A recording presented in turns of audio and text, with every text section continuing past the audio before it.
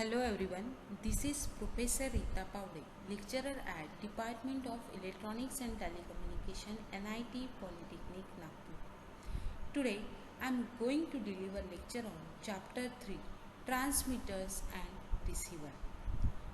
Today's topic of discussion is demodulation of AM signal. The course outcome for this course as maintain transmitters and receivers of AM and FM. All are very well familiar with the amplitude modulation and frequency modulation. Here the chart shows CO and PO mapping. This CO3 getting mapped with the PO1, 2, 3, 4, 8 and 10 at the highest level, while for the PO6 and the PO9 it is at the lowest level. The learning outcome for this course as explain with sketches the given types of AM modulation technique.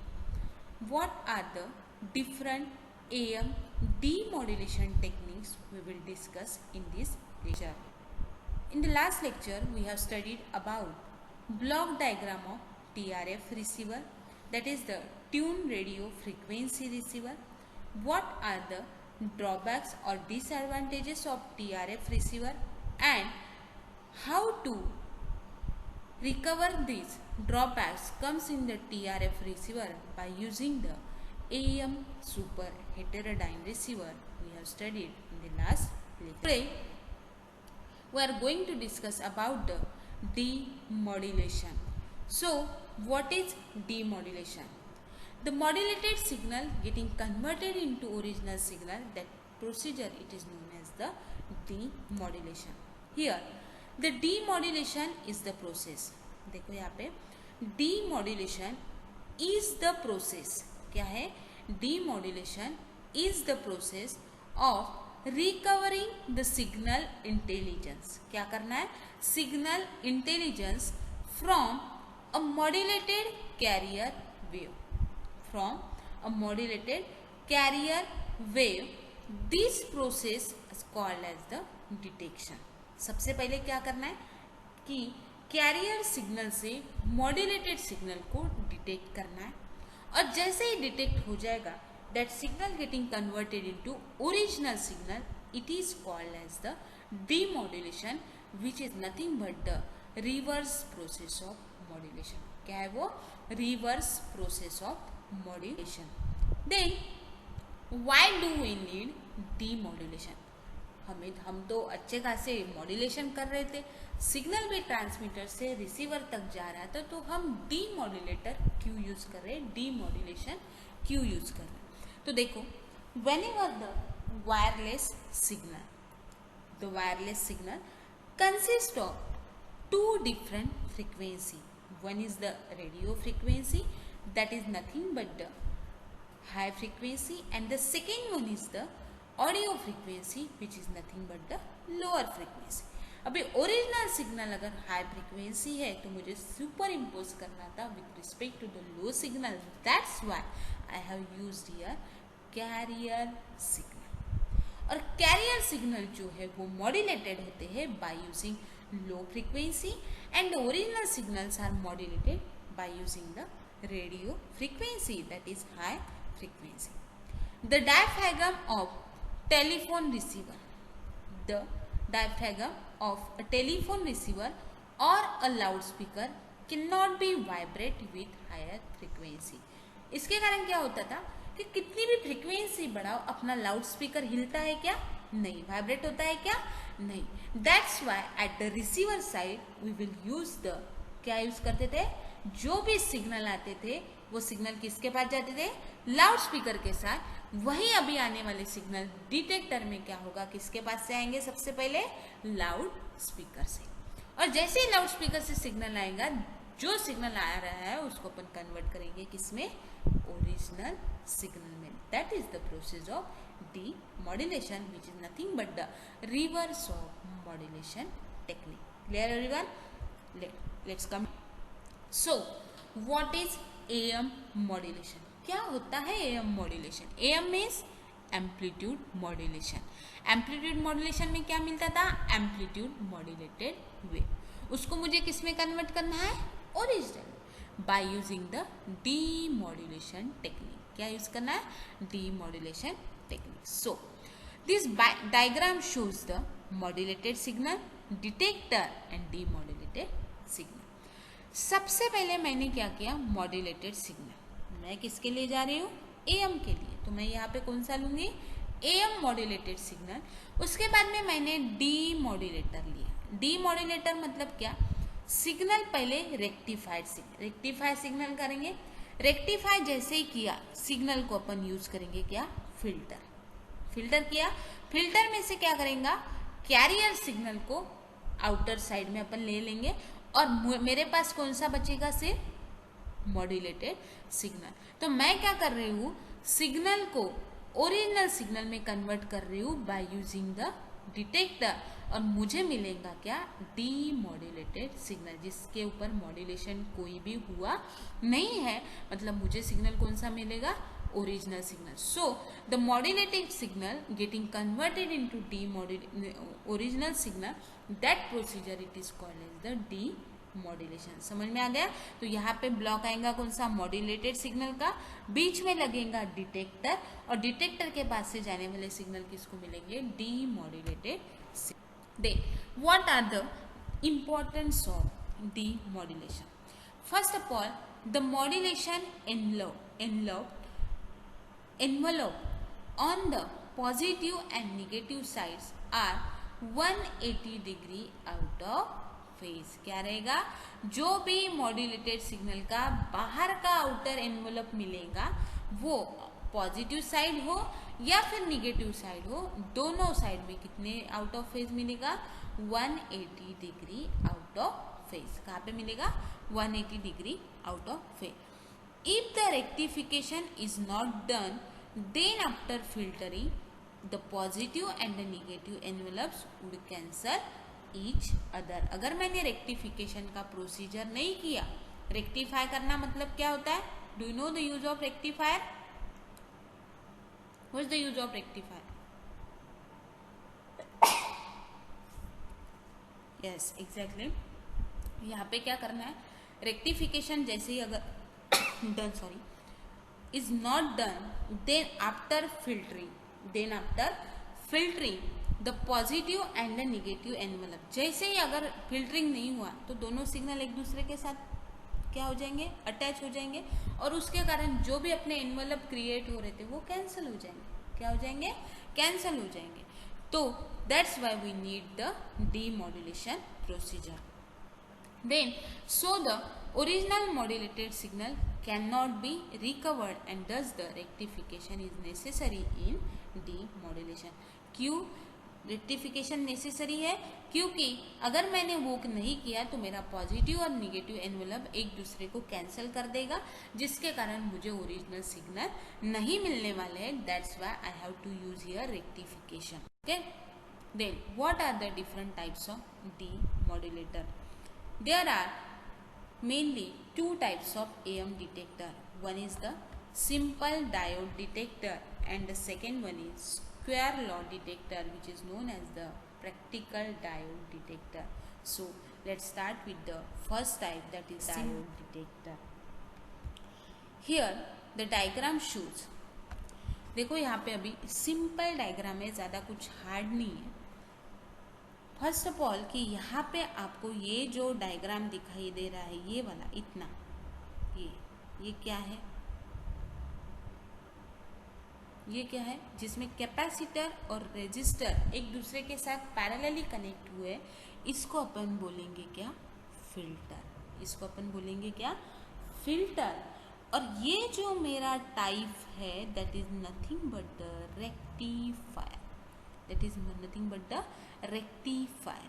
सबसे पहले मैं क्या करूँगी, ये जो transformer मैंने लगाया हुआ है, ये तो या तो स्टेप अप या फिर स्टेप डाउन। मोस्टली अपन कौन सा ट्रांसफॉर्मर यूज करते हैं? Step down. देन वोल्टेज अगर इंक्रीज हो रहा है, उसको कम करने का काम कौन करेगा? Step down transformer. देखो तो यहाँ पे क्या करना है, हियर आपके डिटेक्टर का नाम क्या है, सिंपल डायोड। मतलब सबसे मेन इंपॉर्टेंट काम किसका होगा, डायोड का। अभी डायोड कौन सा है, it is the most common device, it is the most common device in the process of AEM detection, in the process of AEM detection।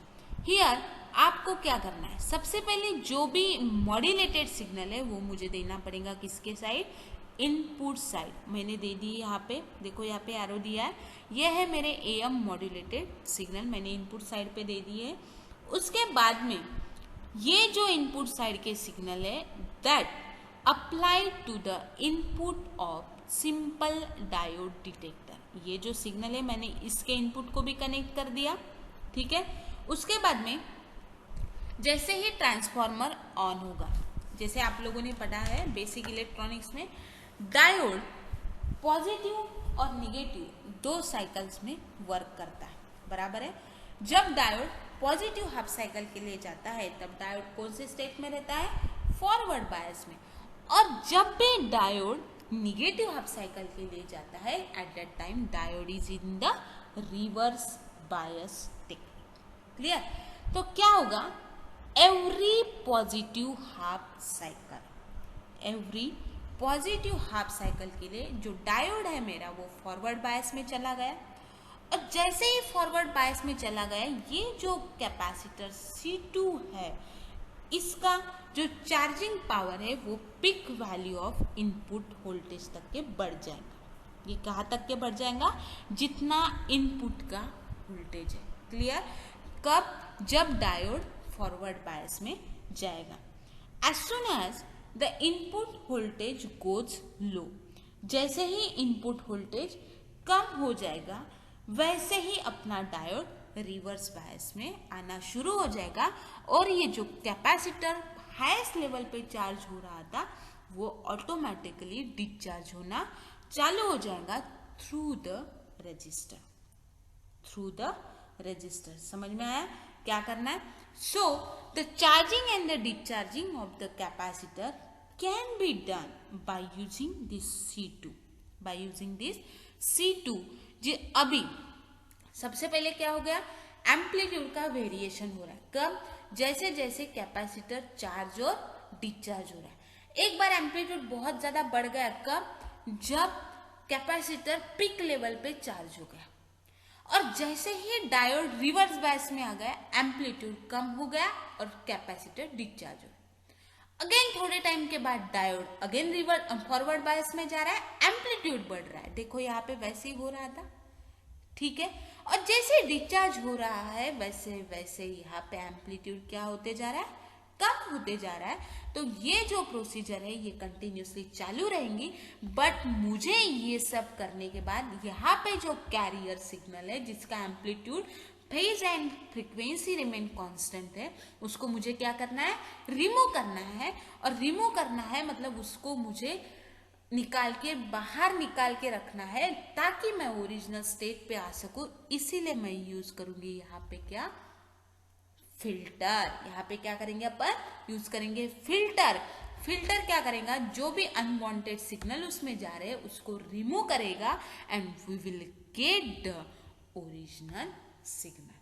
समझ में आया सभी को क्या करना है, how to get the original signal from the modulated signal using simple diode, using simple diode we have studied here। समझ में आया सभी को। देखो यहाँ पे तीन ब्लॉक है, one is the transformer which will we use here, step down transformer. सबसे पहला ब्लॉक रहेगा कौन सा, इनपुट सिग्नल दिए, इसके बाद में अपन ने रेक्टिफायर को यूज किया, रेक्टिफायर को अपन ने कनेक्ट किया किसके साथ, किसके साथ कनेक्ट किया, फिल्टर के साथ। ये डायग्राम आपका बेसिक इलेक्ट्रॉनिक्स में हो चुका है, जहां पे आप लोगों को अच्छी तरीके से पता है कि डायोड कैसे रिवर्स बायस में जाता है, कैसे फॉरवर्ड बायस में जाता है। Clear everyone. Then next come towards the next part, that is the square law detector which is also called as the practical diode detector. देखो यहाँ पे अभी प्रैक्टिकल डायोड डिटेक्टर का क्या मीनिंग है। देखो यहाँ पे आप लोग डायग्राम देख रहे हो, डायग्राम में आप लोग यहाँ पे सबसे पहले डिटेक्टर डायोड, जैसे कि मैंने आप लोगों को बताया कि एएम डिटेक्शन में डायोड का सबसे मेन इंपॉर्टेंट काम है, सबसे मेन इंपॉर्टेंट काम है। तो यहाँ पे देखो, सबसे पहले मैंने जो भी एएम सिग्नल मेरे पास आए थे वो सिग्नल मैंने लगाए थे यहाँ पे at the input side, at the input side. Then यहाँ पे देखो आप लोगों को CRC, दो कैपेसिटर एक दूसरे के साथ पैरेलली कनेक्ट है, पैरेलली कनेक्ट है। और उसके बाद में देखो यहाँ पे एक R और C है which is nothing but the filter, which is nothing but the filter. और this filter it is called as the low pass filter, this filter it is called as the low pass filter. और low pass filter का काम क्या होता है, सिर्फ low frequency को पास करना, बाकी सभी को रिजेक्ट करना। अपने पास दो फ्रीक्वेंसी होती है, one is the base band frequency, second one is the high pass frequency and low frequency, से तीन फ्रीक्वेंसीज होती है। अगर मैं लो पास फ्रीक्वेंसी को यूज कर रही हूँ तो मैं सिर्फ कौन से फ्रीक्वेंसी को पास करूंगी, सिर्फ लो फ्रीक्वेंसी को, बाकी किसी को भी नहीं। इतना क्लियर है। अगेन यहाँ पे आप लोगों को एक R और C दिखाई दे रहा है, this is one also the LPF, that is low pass filter. ये भी लो पास फिल्टर है और ये भी लो पास फिल्टर है। ऐसे दो लो पास फिल्टर अपन ने यूज किए हैं।